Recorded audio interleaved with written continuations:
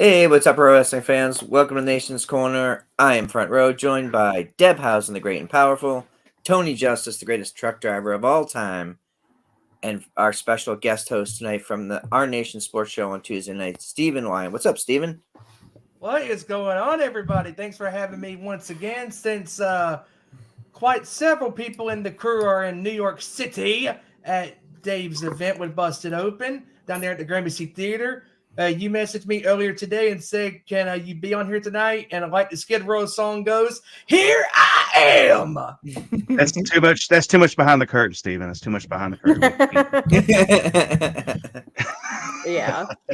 Well, yeah, as you mentioned, and as you know, our special guest last week, Dave LaGreca, was on talking about the show tonight, which is starting right now, 7:00 at the Gramercy Theater in New York. I'd say buy tickets, but you should already be there.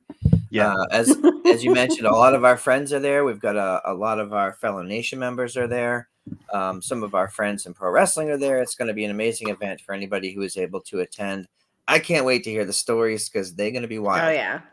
Mm-hmm. Yep. Yeah. Yes. Mark doing stand up. Come on now. Come on now. I gotta hear that. Hopefully they put out some video clips of that because I gotta hear that. Yeah. Hell yeah. Hey, DJ, bring that back. Yeah. Wow. Oh, everybody in the chat. I see Sam of Cleveland. Thanks, Sam. I see Ashley. 2 weeks in a row, Ashley's here. Ashley must be super busy. 2 weeks. Probably drinking some wine, as we will be after the show. Maybe during the show. Who knows? And Seth, of course, as always. Thanks, guys. I see more people joining as well. Let me pull Ashley's up here. Here we go. There's Ashley. Yeah. Tomorrow's the Super Bowl. Tomorrow it's the big game. We can't call it the Super Bowl due to copyright issues. No, I'm just kidding. Damn it! Don't say that. Don't say Super Bowl. Say Super Bowl. That's right. If you want to be at the Super Bowl, just like the Cowboy fans, the Steelers fans, and everybody around the world, you can go to SeatGeek and get your tickets. Hey, Front Row, hit that toggle button on Steven right quick. Put him back in the waiting room. I'll gladly go to the corner for that one. Yeah. Well, it has been an eventful week. So much stuff has happened. There's like 20 different shows to talk about. We've had pay-per-views, we've had Raws and SmackDowns, we've had press conferences and kickoff events. Let's start with the obvious. This thing everybody's been talking about for the last few days is the WrestleMania 40 kickoff show, which was, when I was watching live, there was like 400,000 live viewers, which is insane. Wow. In the middle of it's like 7 p.m. on a Thursday or whatever it was. And yeah. A lot happened. So, Deb, where do you want to start? Let's not start with the main event. Let's start with one of the other big things that happened. Well, let's God, I almost can't even remember what else happened on that show. Rhea and Becky. Let's start with Rhea. Yeah. Okay. So yeah, we saw Rhea come out and do her thing, and then she's totally in character, and it was cool. And she kind of drifted in and out a little bit. And Becky came out. Yeah. I think maybe in the previous weeks we were wondering who's she going to defend her title against, and I was personally hoping that would be Rhea and Jade. Just I think the visuals would be great. I still am not 100% sure that we're getting Rhea and Becky, but it was a nice face-off. And the women's elimination chamber match has been getting a lot of focus, more focus than the men's up until last night, I think. So whoever faces Rhea at Mania is, in my mind, still up for debate. Yeah. They're going to have Nia at the elimination chamber, and that match is going to be physical. We already know that. But I don't see, and I hate to say this ahead of time, but I don't see, and I think we're all thinking it. Nia's not going to beat Rhea for the World Championship, even though it's going to be a hell of a match. Becky's the only one's been showing a lot of steam, like they're wanting us to think it's going to be Becky and Rhea. But like you said, Front Row, I mean, we still have the Elimination Chamber, and we, anything can happen. So, and I told Deb this the other day, whoever it is, I don't want to see them beat Rhea because Rhea is such a great champion right now. Her with that belt and her ever since she joined the Judgment Day, she's been on fire. I mean, Rhea is like I told Deb, hey, Charlotte's up here. Rhea is right down here. She's right down here. She's just as athletic. She has a presence. She doesn't have the reins, of course, that Charlotte does. But every time Rhea's on my TV, I stop what I'm doing and watch because she's that mesmerizing. She's awesome. Yeah, I agree. She has grown. Everybody knows that I love Rhea. So good. Like her character, her presence, her charisma on screen. Like she has the it factor. Like she going into Mania this year, she will be the champion for a year, and they have ride that momentum that she has carried into this year, and she is getting bigger and bigger and better every single week. Yeah, it's funny you say that because we talked about this with Dave. And we also talked about this here on the show. The depth of talent across the brands, especially in the women's division, is insane right now. You've got everyone from all the people we just mentioned to Bayley and Asuka and Io and Bianca Belair, who had a strong promo segment at the kickoff show as well. And where does she fit into everything? And there's like 10, 15, 20 women who could main event any Raw or SmackDown. So it really makes the storytelling very interesting. Yeah. And I'm honestly more interested right now in what's happening with Bayley and Damage Control. I think they've done an incredible job of really making the story of that group kind of stand out, because for quite a while we were like, we were kind of not so high on Damage Control, but yeah, they really kicked it up a notch. And what's happening with Bayley is just, I think we're seeing a whole different side of her right now. And that promo last week, when she made her choice very clear of going for Io's belt at Mania, like that face turn was organic. It was real.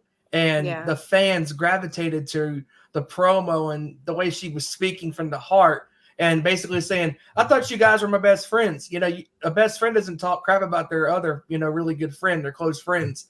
And how she spoke in Japanese, that was just so badass. And oh my God, yeah. I'm sold. Like, I am ready for this match between those two. They're going to kill it at Mania. Yeah, I think it's interesting too because, like, with Bayley, they weren't trying to force her to turn babyface. What happened was this is a result of the heels conspiring against her. So the audience automatically sides with her. If you just tried to present a babyface Bayley, like, nobody would buy into it. But what the story's been over the last year and a half, especially with Io, Kyrie, and Asuka together, has been very, very.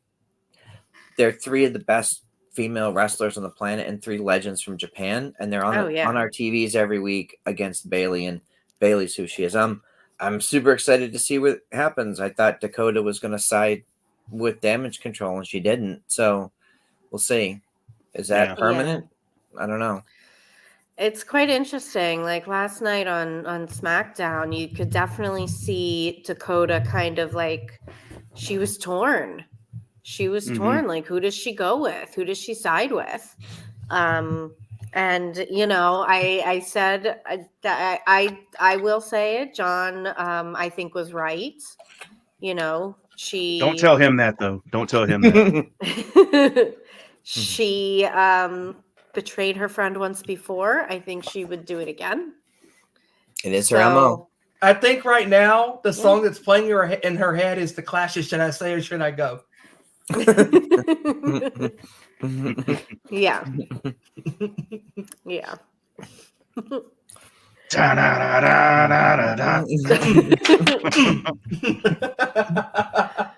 Oh my God.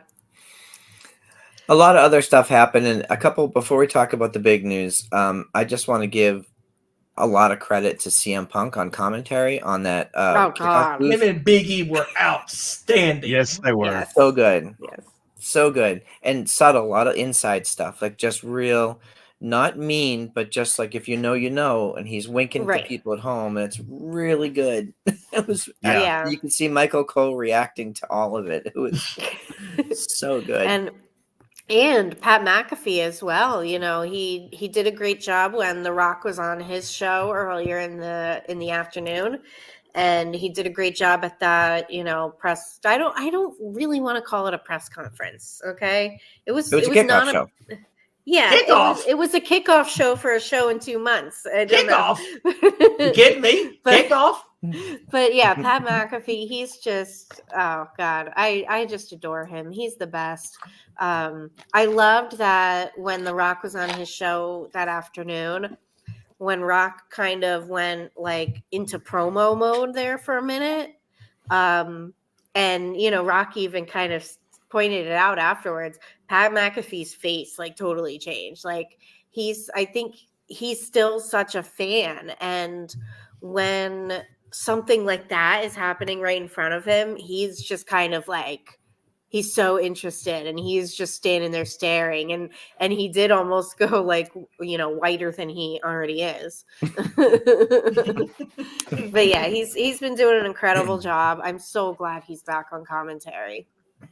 Yeah, me too. Yeah, he and Michael Cole are just such a perfect team up. Oh yeah. And it's odd seeing Corey Graves as a play-by-play guy. I thought he did a good job with Wade, who's just one of my favorites. The first time I saw Wade do commentary with the NWA, it's like, holy crap, he's really good at this already. And he's just gotten better since then. So I think it's really cool. Okay, so Deb, you mentioned the press conference, not the press conference, the Pat McAfee show. And of course, we saw The Rock. We saw everything. Everybody's seen the clips a million times. But this whole idea of new kayfabe and this whole idea of the layering of storytelling around what we think is real, what we perceive as real, and all the hubbub that happened leading up to the We Want Cody, which trended for days, people bought into this at a level that I haven't seen in a long time. I won't even say the Daniel Bryan thing, because I think this is bigger. This had a bigger social media interaction, I'll say.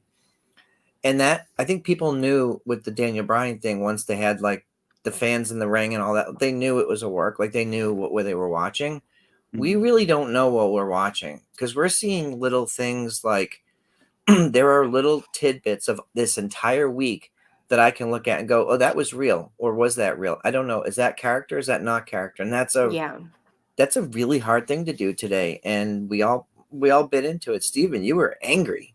Oh, yeah. I was more than angry again, and I was more than fucking pissed. I mean, shout out to Mickey James.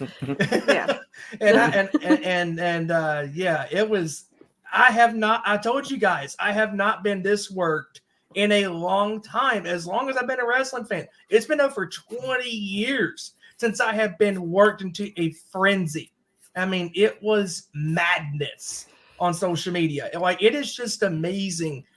It just goes to show you that Cody Rhodes is the guy.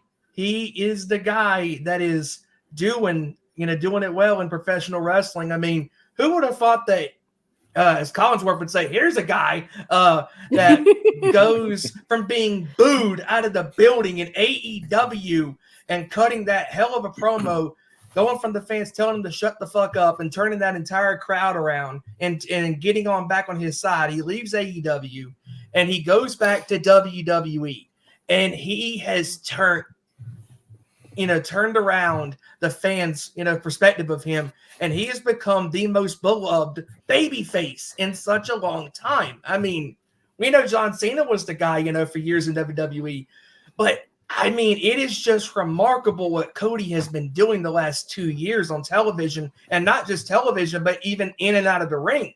I mean, the stuff with the kids, the stuff with the fans, at house shows and stuff, going out of his way last week during this madness on social media on the weekend, going out of his way to meet a blind wrestling fan in the front row. Just so cool what this man has, done over the last couple of years. And it just goes to show you that when fans care, like all of us do, when the right guy is being pushed and when the good guy is getting knocked down, if you're invested, your actions and your emotions will speak very loudly. Yeah. Yeah. Tony, Something. let me. Go ahead. I'm just gonna ask you a question about because okay, so we've all been walked through this whole segment a million times this week. We're not going to go blow by blow, but some of the things I wanted to ask you guys about when we saw The Rock going into the bloodline and the family and stuff, and he was getting booed. It was obvious, I think, maybe even before that, but at that point, like we knew something was up. Like this, they weren't just going to plow through with this. Before that, when did you start to get the feeling like they're doing something else here? Well, as I've, you're talking about The Rock. When did I know something was up with how The Rock was going to go? Well, I haven't seen it yet, Deb, but you told me to watch the Pat McAfee show with The Rock on it. I did see that one. I did see the one clip. But for me, the way The Rock was coming out, he came out and he was gauging crowd reaction. He was kind of he was holding the mic and he was just looking. You could tell his wheels were turning, right? Yeah. And he was getting a whole bunch of Rocky sucks chants and we want Cody chants. And the minute I knew he was leaning into the heel side, well, he was explaining the family tree. He showed the family tree behind him on the screen. And he was talking about how if you don't see that this is going to be the biggest main event in WrestleMania history, then in simple Rock speak, it doesn't matter what you think. When he said that, that's when I knew. He was like, okay, this is heel Rock. And then of course the slap heard around the world when that happened. Oh my God. Oh my God. And the line that God. did it for me as well is when he said, "This is the most royalty family, prestige family in the history of professional wrestling." He said, "Yeah, there's only one royal wrestling family, powerful royal family." Yeah, and yeah, they were the most powerful family in professional wrestling. And as Dave said the other day, he specifically said professional wrestling because that encompasses the entire history of the industry, not just WWE. Yes. So I want to get your thoughts on the thing that jumped out to me so much is there's all the storyline stuff. Okay, it's Rock Roman, and then it's Cody, and like Cody comes out and says what he says, and of course, my brain's going, okay, this is wrestling 101. You said shit about my family. Now I hate you. We're gonna fight. All right, fine. I buy all that. What really got me, and we talked about this the other night. As soon as Triple H is backstage doing an interview with Jackie Redmond, Jackie doesn't call him Triple H. She calls him Paul. Meaning Paul, the executive, the guy that's running the show. Right. Talking to him, Rock Roman and Paul Heyman come walking by, and Rock turns to Dwayne. In this instance, Dwayne turns to Paul Levesque and says, "Don't you ever fucking have him talk about my family again, and fix this shit." And he leaves. And I'm like, he just told the head of creative to fix the promo and not let the characters. It was this whole layered thing that I don't like. We saw it and we know we talked to other people who paid attention to this stuff, but that was like, okay, this is a different story. People are like, we're getting 98 Rock back. You're getting the edge of 98 Rock mixed with the actual corporate leader guy. And it's going to be a wild ride. Yeah, because he's a very different person than he was back then. He's, like you said, he's a corporate leader. He's an executive. He's, he runs multiple different companies. He's a business person that has amassed, a fortune of near, I think what I looked up, $800 million. He's probably going to become a billionaire if he eventually sells Terramana. So he's just a different person, but he, like you said, he still has that edge. And I think that interaction between Rock and Triple H backstage, it was very subtle. Like if someone wasn't really like the way it was layered with that kind of connotation, I think not everyone picked up on that. Not everyone might have picked up on that. It wasn't The Rock talking to Triple H. Like you said, it was Dwayne talking to Paul Levesque and saying, you know, don't have him talk shit about my family. I thought that was incredible. And I thought the funniest thing to me is it's created this massive conversation online, this big discussion of like, what was the plan? Did the plan change? There was a pivot, maybe. This was always the plan. No, this was never the plan. No, they had to change it. In the end, who really gives a crap about that? It doesn't matter what you think. It doesn't matter. It doesn't matter what you think the plan was or wasn't or had to be changed or whatever. The fact is, what we are seeing on our TV is one of the most compelling stories we've seen in professional wrestling in a very, very long time. And I really don't care if they had planned on doing something else and had to change it. I don't care. And I think it's just interesting that it's created this entire conversation online about people saying like, well, you know, you got worked, and using that as an insult. Like people use that as an insult, like, oh, you got worked. Well, yeah, that's the point of this all. We are supposed to if you truly believe in a character, believing that this is real. We are supposed to be worked into caring for this character so much that we will riot if they don't win. Real quick, Mongrovian Mike is in the chat, live from the Gramercy Theater. Eliminated lists. Have fun, guys. Have fun, guys. Have fun. I'm there in spirit. Yeah, same. But that's an important point because, okay, I'll tell you guys. Like we talk to people in wrestling, right? I had this in my head, and I've told you guys. I really think a lot of this was long-term planning. I think a lot of this stuff was pretty well organized. I talked to a friend of mine yesterday. He was like, "Yeah, it was, but part of it was not." And I'm like, "Stop right there. I don't want to know." Like I don't care. It makes me happy to think that all this stuff is swirling and there's chaos and we're all sort of along for the ride. No matter what level of access you have, like it's still, this is the most fun and most intrigued I've been in wrestling in maybe 20 years.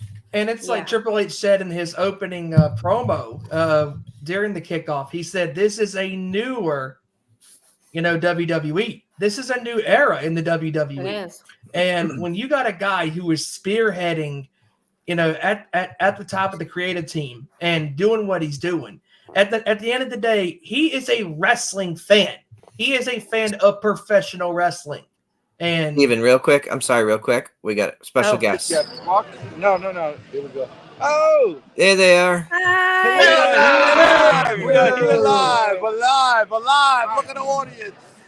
Wow. That's awesome. That's a bunch of people there. We're ready. Awesome. Have fun, everybody. Yep. You too, man. We love y'all. You have fun. Have fun. Great. A little drive-by. Right here in the nation's corner.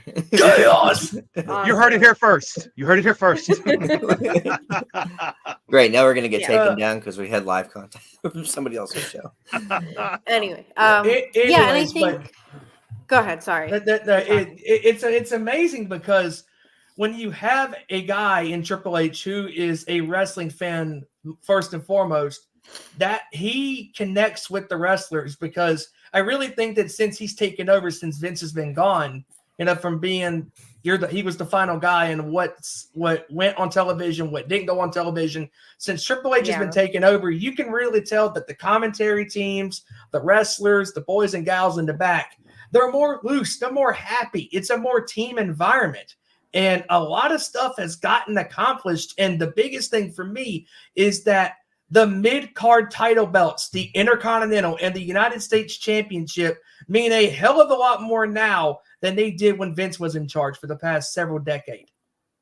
Yeah. Deb, I got to ask you a question. So Dave Mitchell says, I think the seed for this was planted all the way back when Rock was on as Pat's guest on College Game Day. You saw this interview with Pat McAfee. Rock said the moment Roman Reigns said, "I'm the head of the table," and the tribal chief 3.5 years ago, that's when the Rock Roman story started. Yeah. And it's been seeded for 3.5 years in little pieces, little breadcrumbs, whether it's on Young Rock, whether it's in promos, subtly, not so subtly. You could probably find 20 different instances before all this bubbled up. That's the sort of layered storytelling that we don't get anywhere else. So here's my question to you, because I think we all don't know where this is going, because they still have like 7.5 weeks of programming to go. Right. Right. Yeah. Last night on SmackDown, we saw Adam Pearce and Nick Aldis side with Triple H. Mm-hmm. And I think somebody said in the chat that this was sort of a rework of the corporate and like the bad, when you have like the corporate bad guys and stuff. But Rock is an actual corporate leader. When he says we're gonna fix this, now you've got Triple H and the two GMs of the shows siding against a guy on the board and the family. Yeah.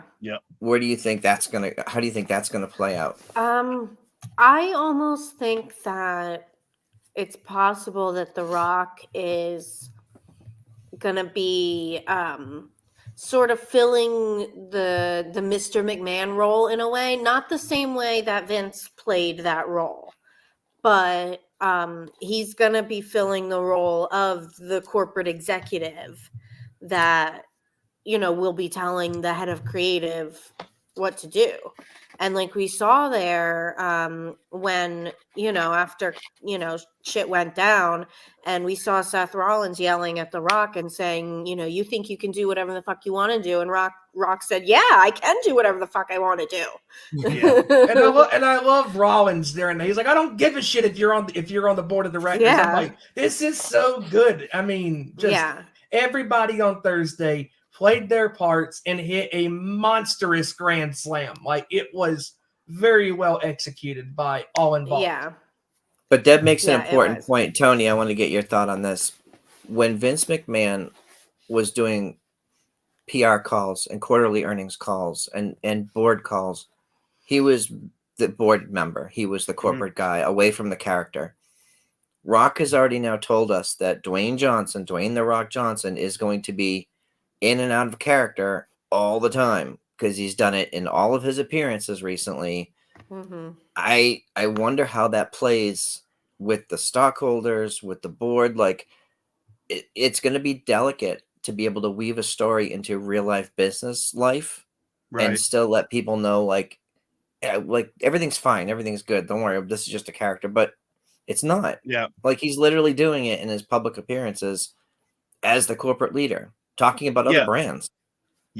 Well, I think The Rock's portfolio speaks for itself, because he's the head of so many different companies. The energy drink Zoa, the Terramana, he just the XFL and now the UFL are merged, right? Yep, but the USFL, yep, that starts on March 30th. He's got the Project Rock line with Under Armour, so he's got a whole, whole company of sports apparel. Yeah, and it's, by the way, to your company. point, to your point, Tony, just Terramana's $3.5 billion company. That one company. Yes. So whatever Dwayne Johnson decides he wants to do, and it's not going to be his decision alone, but he's going to have a major voice in how WWE is perceived from here on out. I mean, I am so happy. This storyline aside, this is over here, but Dwayne Johnson being part of the board of directors with TKO is a major power move that we didn't see coming, but I'm so happy that it's here. Yeah. I mean, we're going to be, WWE is just going to skyrocket now. I mean, it's on its way to a different plateau. When two of your people are in that executive role, with Rock being on the board and Triple H being on the creative side, it's about to go down, as Kevin Hart once said. Yeah, I think Rock being on the board is a major win, especially for the fan base, because the board of directors for a lot of corporations are usually, they're corporate leaders, they're people from other companies that have some sort of vested interest or whatever. This is a guy who who he grew up in the wrestling business. He was a wrestler, and it's very unusual for somebody to be on the board of directors of a company that literally worked for that company like from a young age up. So I think that's, and he can then be, in a sense, more of an advocate for the wrestlers in major corporate decisions, because he's been there. He knows what it's like. He knows, what the wrestlers might be thinking and feeling. So he can, in a way kind of represent their interests as well as represent business corporate interests, because his resume speaks for itself. Yeah. In one quick point, not only did he work there, but he's on the Mount Rushmore of so many wrestling fans all worldwide. I mean, you ask someone's who's on your Mount Rushmore, and a lot of people are going to say The Rock. Yeah. So he had an impact. He didn't only work there; he had a major impact there. So that's why I'm seeing all good things. Isn't it interesting? Like some of these, I say older, late 40s, early 50s, whatever. Like Trish Stratus comes back and tells an incredible story with Becky Lynch, and in my estimation, has the best match of her career in that cage match at 47 years old, and could come back tomorrow and still have another great match. Hell, and at WrestleMania in Texas with Steve Austin and Kevin Owens, I mean, that was better than I was expecting it was going to be. Yeah. I mean, Steve Austin hadn't wrestled a match in 19 years, and him and Kevin Owens went out there and beat the hell out of each other, and it was great. Yeah, so you've got these people. Now, you just mentioned The Rock having this like Hall of Fame wrestling career, leaving, going to Hollywood, all the things you just mentioned, Tony. He's already in the stratosphere, right? But now he's coming back and making a mark as a board member. But he also has an opportunity to tell a story. It's already one of the best stories of the last 20 or 30 years before he even walked in the door. Yeah. Now you've got all the minds that we've been talking about that are working on this. And even what we saw this week, was it like almost 200 million people watched that video over the last 4 or 5 days? It was 110 the first day. It was 110 the first like 4 hours or something. Crazy. A lot of people paying attention. Yeah. It's the kickoff show itself. I wasn't expecting it to be that good. I mean, we came on Zoom after it was over, and we were just buzzing about it. And I watched their clips over and over and over and over and over again. I mean, I even told Front Row the other day, the way when Cody was talking about The Rock and Roman's grandfathers, and if they were here, they'd be ashamed of you talking to Roman, right? And then the camera work, it showed over The Rock's shoulder Cody's face when he said it, and then went back to the front. And then whenever Cody said that, you just saw this silence, right? And then out of your frame, the left hand of your screen, here comes The Rock looming in. Just the way his presence alone, right? But he just kind of slowly came into Cody's frame and stepped in front of Roman. Right. And Cody's face when Rock first did that, Cody's face was like, it was like you could see his wheels turning, like, what are you doing? What's going on here? Right. And The Rock calmly, and he didn't yell. He did not raise his voice at all. He just told Cody about the comparisons with Rock and Roman's family. And then when that slap happened, man, that alone, right? That happened, and that's its own thing, right? And then you got SmackDown last night. Then you have what Triple H said, Front Row, when you were talking about the backstage thing with Paul and Dwayne, and what Dwayne said when he walked away, and when it showed Paul's face, it was like a gear shifted in his head, and he was like, okay. And then he comes out to last night and basically doubles down, and tells The Rock it doesn't matter what you think or how you feel. That's a nugget, right? So every episode of Raw and SmackDown between now and WrestleMania is going to be like episodic soap opera television that you cannot miss, because it's going to have little kernels here, little, like RA said, acorns.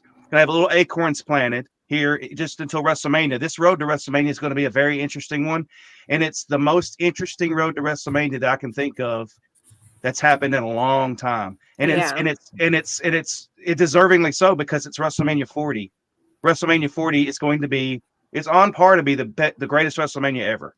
This has been the most. Yeah. This has been the most interesting media for me since 17. I mean, just from the stories and I was there, and the people that were involved and all that type of Greatest stuff. mania of all time. Yeah, most people Steve- say, yeah.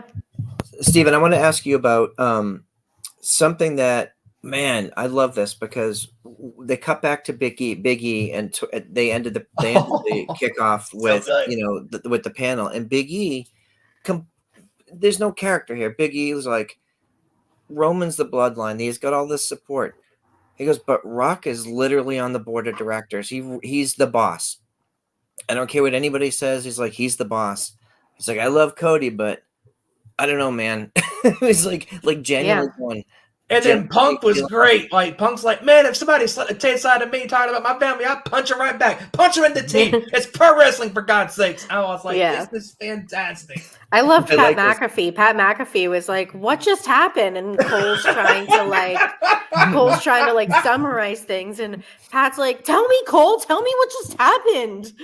What happened? And CM Punk had my favorite line. He said, if my boss put his hands on me, I'd be smacking him back. I'm like, I need to see. Michael Cole just broke. Michael Cole just broke. Yes. Yeah. It was so well executed. And like Tony said, I didn't really expect it to be that. I kind of expected it to be like a press conference. Like a regular press conference with them sitting there at the table answering questions, and we knew that Cody was going to make his choice, but other than that, we didn't really know what to expect. So I just expected them to be sitting at the table, and Cody was going to sit down and speak into the microphone and say who he was picking. And I did what I really loved to be this big event type thing like that.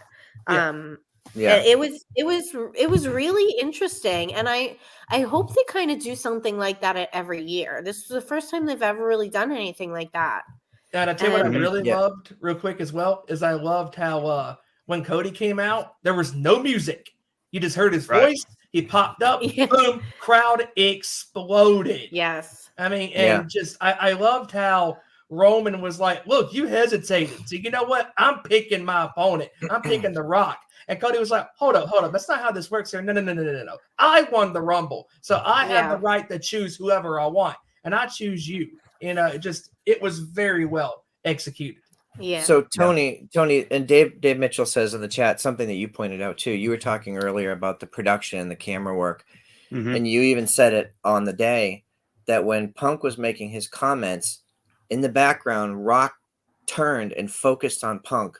Yes. Like he ignored everything that was going on and he just had a death stare. And then they zoomed in on it and it was like, whoa. But that shot, the faraway shot of Rock, you could feel him shift his gaze. Yes. Yeah. And you had mentioned that on the day, and I think that's not going to go unnoticed. and who, he works in Hollywood, so he knows a little thing or two about camera work, right? So, he knows a thing or two about acting. Yeah. You know what I also think is very interesting? So A&E announced that WWE on A&E series are going to be starting up again the last Sunday of this month, so February 25th. And the first episode of WWE Rivals is Rock vs. Triple H. Ooh. How very fitting is that? Yeah. And the biography is going to be Randy Orton. But I remember saying this last season that these episodes that they're putting out on A&E, especially the Rivals, but also the biography ones, they are very deliberate in what episodes they put out when. I think they are very designed to give, background information to newer fans. There's clearly a lot of, either lapsed fans coming back or, newer fans getting into wrestling for the first time. Mm-hmm. So what's happening right now with, Rock and Triple H? We saw, the backstage thing, and we don't know, what else is going to happen, in the next few months or so. Putting out this A&E special on the rivalry between Rock and Triple H is just incredible to kind of get newer fans up to speed in all the history, so that they have a better understanding of the dynamic between the two of them going forward. I think it's incredibly deliberate, and I just can't wait to see that episode. Mm-hmm. What does our good friend Sam Roberts always say? Everything Who says counts. that? Everything counts. Oh. Everything counts. Yes. That's the new third rule, and not Sam Wrestling. Everything counts, and he's not wrong. If you go back and watch It's true. all of this, you can just. I want to see the 2-hour documentary of all the bits and pieces that led us here, because it's gonna happen. Yeah. And probably stuff we've missed. Right. Yeah. At some point, they are going to make a documentary about the Bloodline story, and boy, is it going to be incredible. Mm-hmm. Yeah. But that could be a mini series. I wouldn't even do a one special. God. That has to be a whole that series. could be a whole mini series. Yeah. There's so much happened. Oh, go ahead. One quick thing. How dramatic was just the tree itself when they showed that tree? Oh my God. That's what I was going to ask you guys about. So Ugh. let me frame it in this way. Okay. That tree, when it came up, had everybody's name on it. Husbands, wives, people not connected with wrestling, little kids who were out there, like Jacob Fatu was on there. I mean, so many people, and they had everybody's real name with their character name in parentheses. They were as real gets. This is the real family tree going all the way back. Yes. Yeah. So for anybody, do you think they're going to bring some of those people into the picture? And if so, who would you want to say? Jacob Fatu, absolutely. I would really love Jacob Fatu get involved in some way. I know Afa was in the hospital recently, right? Mm-hmm. In and out of the hospital. So, I don't know what his condition is, if he would be able to, be on TV and, withstand that. But I would love to see, if it could happen, Afa and Sika involved. And also I'd love Zilla. to see, yeah. Mm-hmm. I'd love to see Rikishi involved in some way. Yeah. I think that would be absolutely incredible. He's already been tweeting. Mm-hmm. So yeah.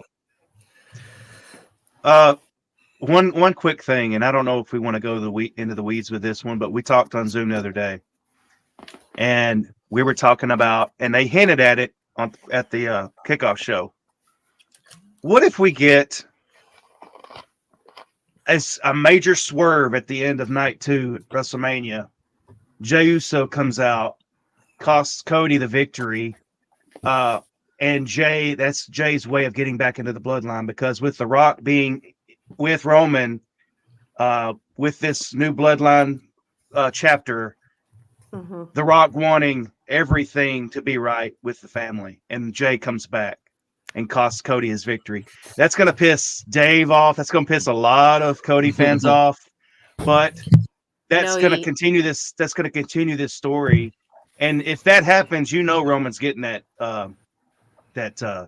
record broken. And it's interesting you say that, because when Cody came out and said, you talk about family, let's talk about this family tree that was up there. Talk about that family. He said, this isn't family. He said, how's Jay? He said, these guys right here, they're lackeys. They're a bunch of goons. They're yes men.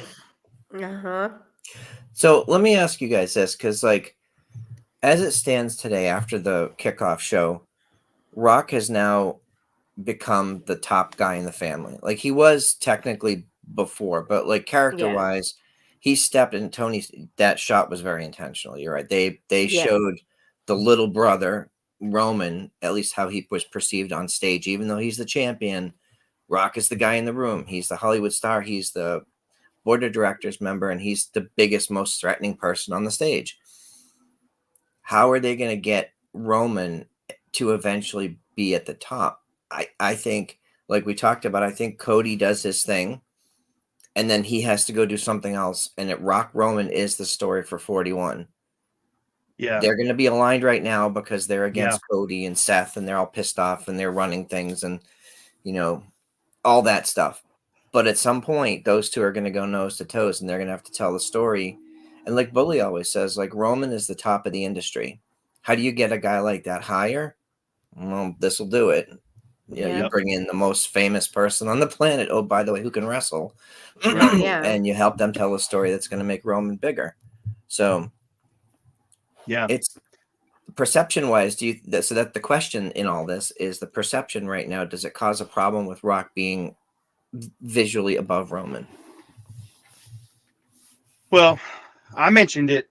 I mentioned it the other day. How Roman seemed kind of, when Rock came into the picture and stepped in front of Roman and was talking to Cody, Roman was just kind of in the background. He wasn't really saying anything other than his facials. He wasn't really saying anything. Then when the slap happened and chaos erupted, when that happened, then you saw Rock and Roman cohesive together as a family, and they were like, pushing and shoving, and the Rock was spouting off. Roman was spouting off.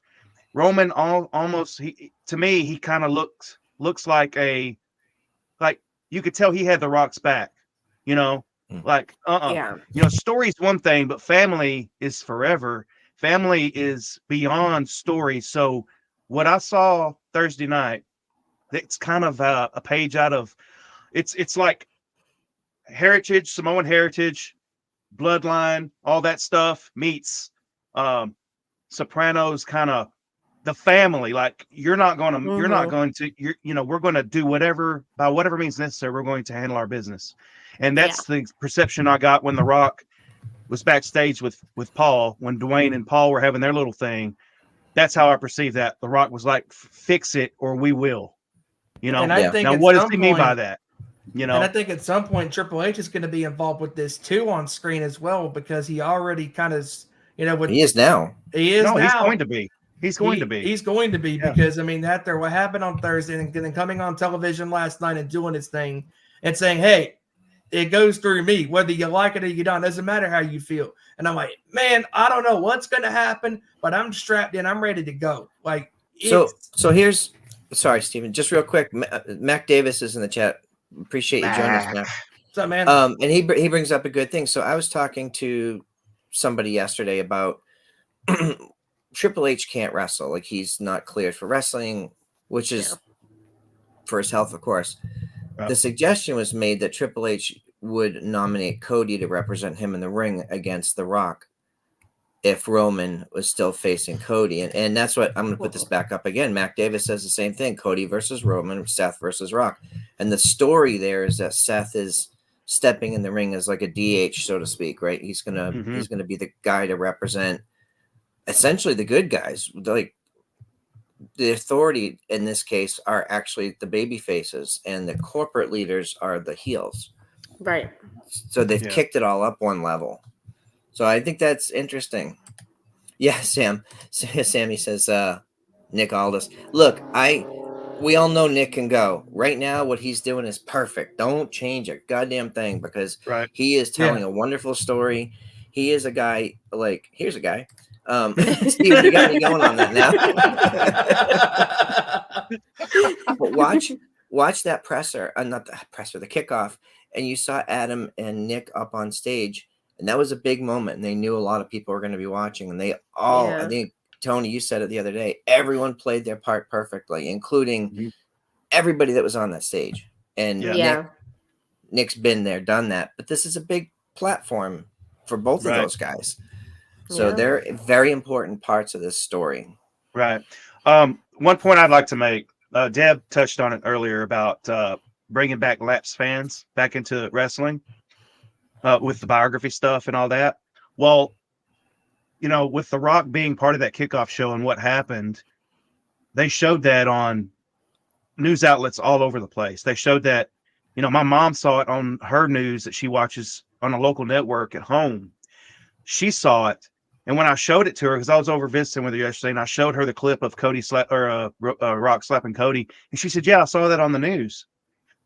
My mom's not even a wrestling fan, right? So just imagine fans of The Rock in Hollywood that are fans of his movies see him on stage slapping Cody. That's going to bring them in, going, "Oh my God, I got to see this. I got to see what's going to happen." Soap opera television, ladies and gentlemen, that Yes. they're accomplishing all kinds of things, and for them to do that in Vegas, where all the Super Bowl media was genius. Yes. So I mean, they're accomplishing all kinds of things right now. And I'm happy. Tony, to your point, and Deb, you're dialed into this more than I am. But our youngest son sent me a TikTok yesterday, and he said, and he doesn't watch any wrestling, but that clip, the slap clip, made it all over social media across all the platforms. There are memes and GIFs and TikToks and Reddit threads. Like, it's everywhere. It's like probably, I would guess probably 500 million at least across all social platforms, right? Crazy. It is much bigger than anything they've done visibility wise in a long time, maybe probably since Austin. Tyson Austin, social media. But they didn't have social media back then. Right. They didn't have social media to get this stuff around at such, high speed so quickly. And I don't do That's the what I TikTok, wanted to ask. but That's what I wanted to ask you, Deb. When you see something like this hit, how quickly does it hit? oh my God, nearly instant, nearly instant. Something like that happens, and then you go on your social media, and your whole feed is just filled up with all that stuff.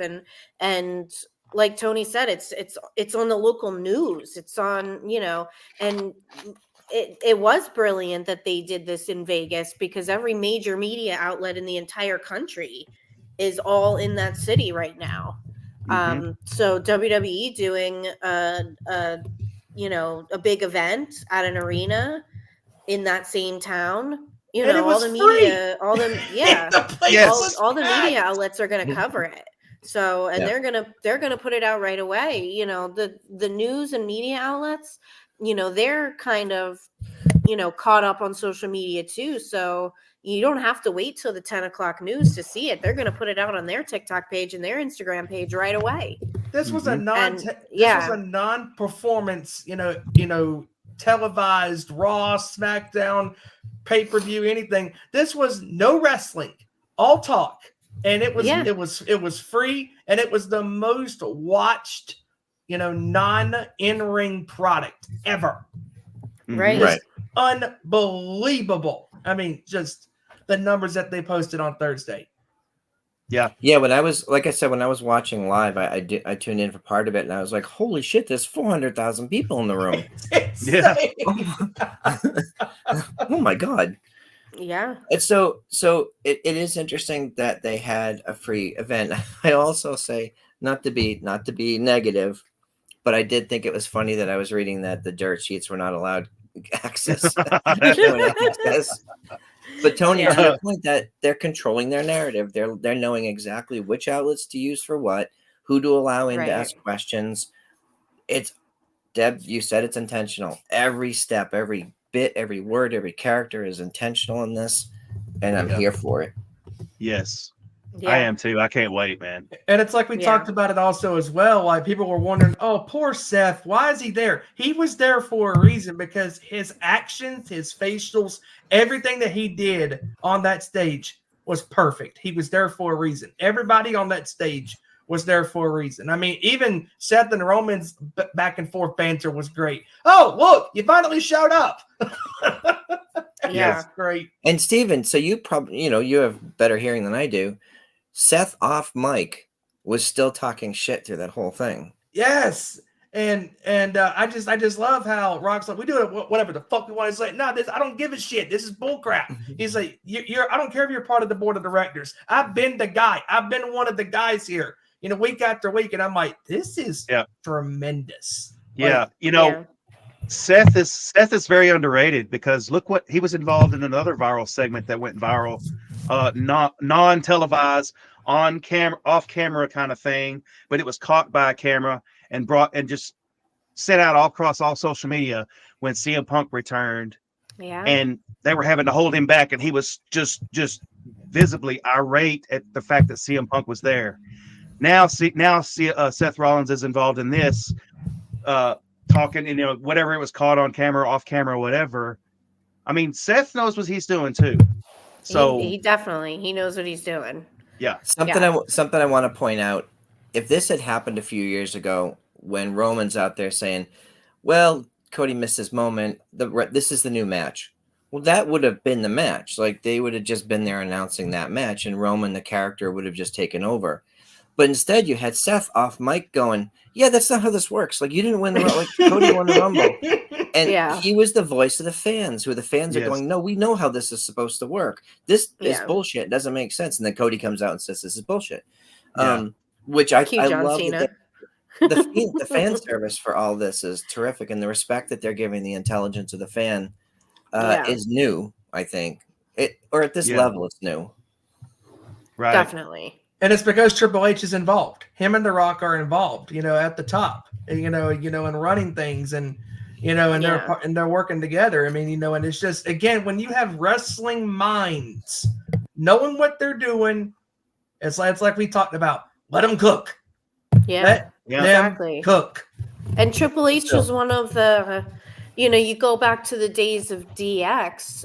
They were at the forefront of really knowing how the fans think and knowing what direction the business is going to take into the future. They were at the forefront of that. And, back in the early DX days, we've seen all the documentaries, they were kind of, there was pushback against them because, the old guard didn't want to kind of relinquish that, things are going to be changing. So Triple H being at the helm now, it only makes sense the that Helmsley. Yeah. It only makes sense that he's going to kind of, he's not going to insult the fans' intelligence. He knows he's smarter than that. Yeah. So, we've been saying ever since SummerSlam, whenever Triple H took over the official SummerSlam, where Triple H took over at the creative and all that, we've been saying that the best Triple H is what's best for business for the WWE period, right? I've been saying that for 15 years. Yes, but now add the Rock to the mix. And Paul Heyman and the whole list of people. Oh yeah. Yeah. Incredible. Nothing but net. Yeah. You know what I mean? I mean, even when I was an early wrestling fan, before I really became very invested, I knew right away, even back then, Triple H and Stephanie were married. It was kind of assumed that Triple H would take over the reins once Vince, died or, got kicked out. Went to jail. So I've been saying for a very long time that WWE is going to be better once Triple H was in charge. And you can tell that even when Vince was still there and Triple H was, getting, when he took over NXT and he was doing that, you can tell that the last several years that him and Vince were at a standstill. They were jockeying, for creative control and, and position because Vince had his mindset and Triple H is like, no. This makes zero sense. And he's a wrestling and we saw mind. that with what happened with NXT. There was a little bit of a creative struggle. Yep. So I wanted to add something. We're going to wrap up in a minute so folks can go watch their Saturday Night Wrestling. But Paul Heyman said a year or two ago in an interview that I saw with him that the Bloodline had given them the opportunity through the pandemic to do more cinematic stuff, and Roman's with his acting and all the stuff that's happened, right? So as we come to today specifically, this very moment, we now have one of the biggest actors in the world and some of the best storytellers in wrestling in the world and the best production company in sports and entertainment. All of those components and Triple H said, as you mentioned earlier, this is a new era. This is a cinematic storytelling era. We are not doing 1986 anymore. We are doing forward thinking. Rock even said it in the interview that Deb was talking about it. They are forward thinking. They are doing what's tomorrow, not what's now. Right. And I think that if I watch a behind the scenes special on a Marvel movie and I see how everything's made, I still love the movie. I'm still totally invested because the movie's so good. If this story is so good, they could come on every radio show and tell me when they wrote it and who was in the room. I wouldn't care because the story's great, and that's what they have to do. And Thursday night was cinematic at its finest. I mean, just it was so compelling. Yes. Yes, it was. Yeah, Ashley. I think Ashley missed the. Hang on, let me caught up in the. Sam's quoting from the pipe bomb, Ash. It's a quote from CM Punk's pipe bomb, which as we found out, CM Punk said in later interviews was scripted. Like he wouldn't have gone out there on live TV and said all that stuff. They would have cut his microphone at the very beginning. But it didn't matter. In the moment, it was so good. We believed everything that we were seeing. Yeah, And if I watch a superhero show, if I watch Arrow, I know Stephen Amell isn't that guy, but I don't care because it's really, really good. Folks, I think we're going to wrap up. I'm hungry. I'm sure everybody needs a drink. I know I do. Yep, you're going on a hunger strike. I need a refill, as you can see. Yeah, me too. All right. Guys, we're awesome. Deb, where can people find you? At That's So Debonair on the Twitter machine and the Instagram. And that's it. Awesome. Tony? You can find me at Tony Justice, AJFA. And if you're not a Metallica fan, like I know all of us are, or if you are a Metallica, I'm messing up my own catchphrase. I thought you were threatening the audience. If you're a Metallica fan, like I know all of us are, you know what that means. Ooh. Steven, how about you? So before I get to my plugging my social media credentials, Tony, I guess what you were trying to say was, if you're not a Metallica fan, then the only album you must have listened to was Saint Anger, or the album we don't talk about. Sorry, John. Lulu. Anyways, you can follow me on Twitter at Stephen_Wyand. And you can also follow Our Nation Sports Show on Twitter at ON_Sports Show. And we also have Facebook and YouTube, both at Our Nation Sports Show. And yep, tomorrow is the big day. It's not just any game. It's the Super Bowl between the Kansas City Chiefs and the San Francisco 49ers at Allegiant Stadium. Should be a hell of a game. And it's really going to be interesting to see what happens, because if the Chiefs win tomorrow, they will be the first team since the New England Patriots to repeat as Super Bowl champions back-to-back years. And if San Francisco wins, they'll get their 6th Lombardi trophy, joining Pittsburgh and New England. And we got to prevent San Francisco from getting 6. It's not happening. Yeah, sorry, Garza. Well, when you got Kyle Shanahan at the helm, 28-3, the Ghosts are still haunting him. So we'll see what happens tomorrow. I mean, we shall see. We shall see. But follow us on YouTube and Twitter and Facebook, all that good stuff. And we'll be live this Tuesday, recapping the Super Bowl and all of that good stuff at 7 p.m. Eastern, 6 Central, 4 p.m. Pacific time. Perfect. And I am PW Front Row across all the socials. You can follow us at Nation's Corner on X and The Nation's Corner across all the other socials. So much stuff coming up, so much excitement on the road to WrestleMania. Folks, appreciate you joining us tonight. We'll see y'all next week. Later.